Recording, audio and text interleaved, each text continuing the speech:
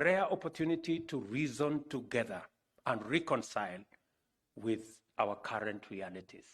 We all agree, seated here, members of parliament from all sides, leaders from all sides, that we have 5 million of our young people out of school without jobs. 800,000 young people join them in the labor market every year. I was looking at the budget last night. 628 billion will be spent in the education of our children in this year's budget, from primary school all the way to our universities. Yet, it is important for us to figure out how this investment will yield results for us as a nation. We all agree that our manufacturing, which we anticipated would go from 9% to 15%, has instead gone backwards to 7%. And we need to put policy interventions like the ones of promoting our manufacturing endeavors, making sure that we provide opportunities and interventions to promote manufacturing.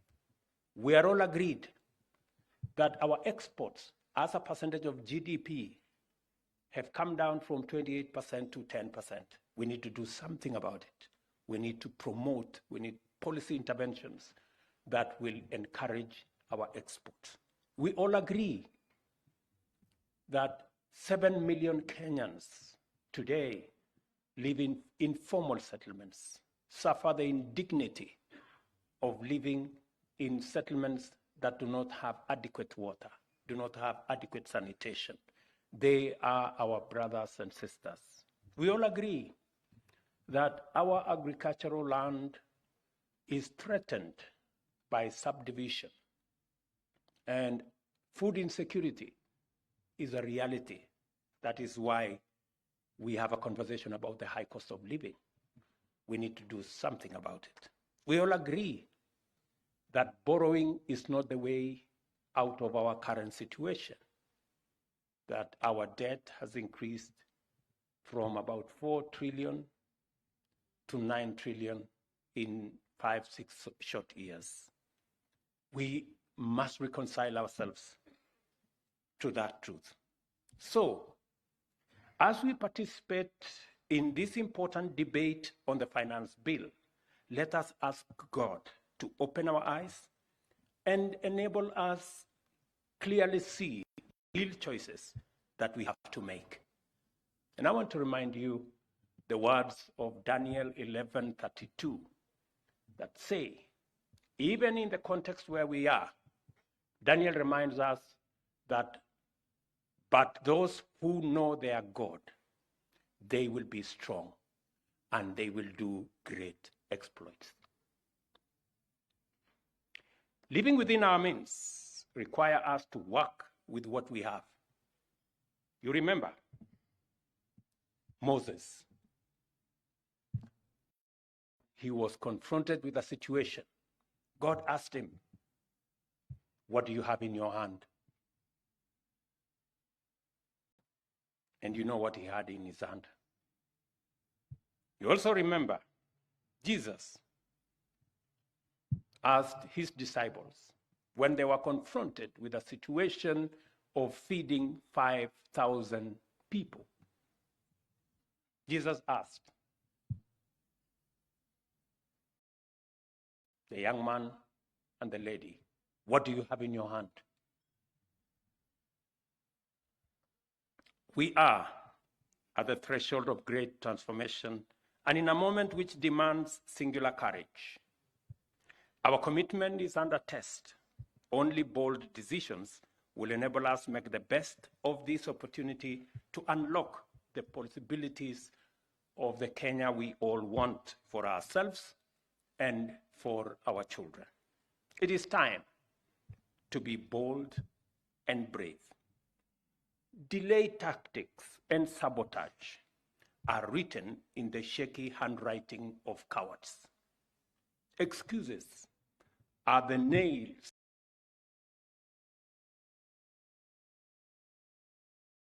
used to construct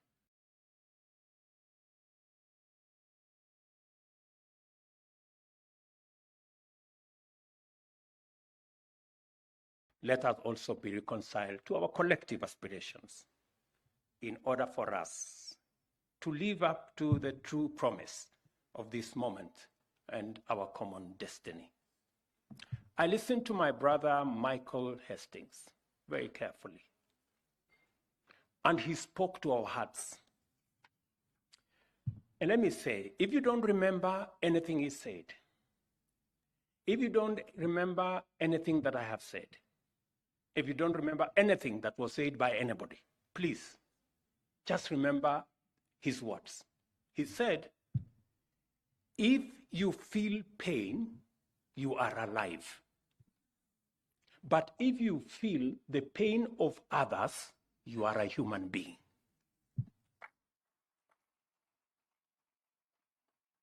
I mean, if there is one thing that he has told us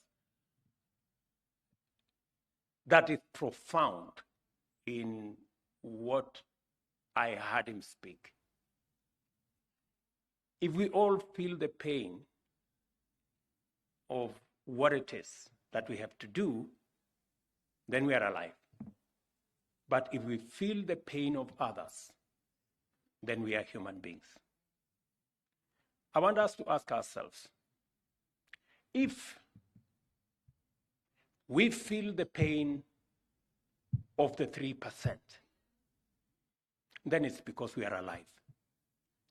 But if we feel the pain of the millions of young people who are looking for a job, if we feel the pain of the 7 million Kenyans who live in indignity in slums, then we are human beings.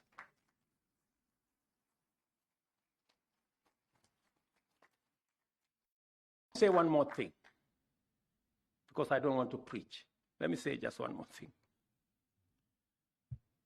Lord Michael Hastings also told us about this occasion of what was called the amazing shot by this great photographer, Kelvin Carter,